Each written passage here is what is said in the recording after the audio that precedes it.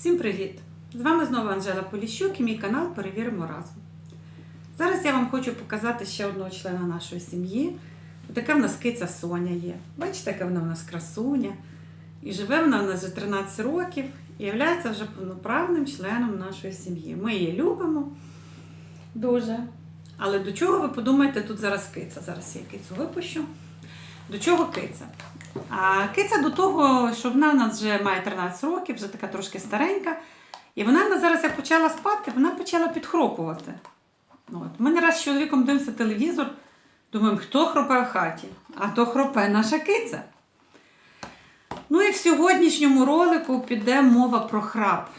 Храп – це така проблема, з якою стикається багато сімей. Храплять і чоловіки, і жінки, і навіть діти буває хроплять, якщо в них аденоїди. І от я бачила в інтернеті таку рекламу устройство від храпу. Ну, це мені дала коліжанка. Вона купила своєму чоловікові, і вона мені дала, щоб я вам показала в своєму ролику. От така коробочка. Але я бачила цю рекламу також в Фейсбуці. І дивилася, що рекламують, що воно лікує храп і стає легше людині. От така коробочка. Пише 2 в 1. Що це 2 в 1? Не зрозуміло абсолютно.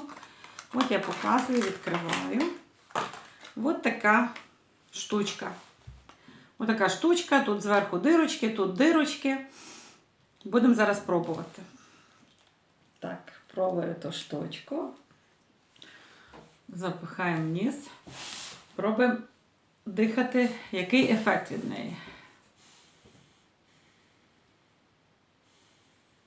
Ну, знаєте, що я вам скажу?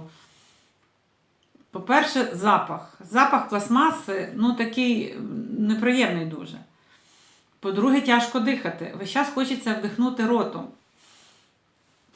Так легше дихати. То, що повітря вільно заходить і вільно циркулює. А що ця штука може допомагати в лікуванні храпа, я не розумію. Так як в рекламі показують, що вона десь тут зверху, допомагає відкривати якісь там ходи, і щоб повітря проходило, людина перестає храпіти. То ні. Я, наприклад, без тої штукою не рискнула лягти спати, тому що мені здавалося б, щоб я задихнулася вночі. Знаєте, я весь час думаю, хто виготовляє такі речі, які абсолютно не потрібні? А потім так думаю, може це китайці, їх 1,5 мільярда.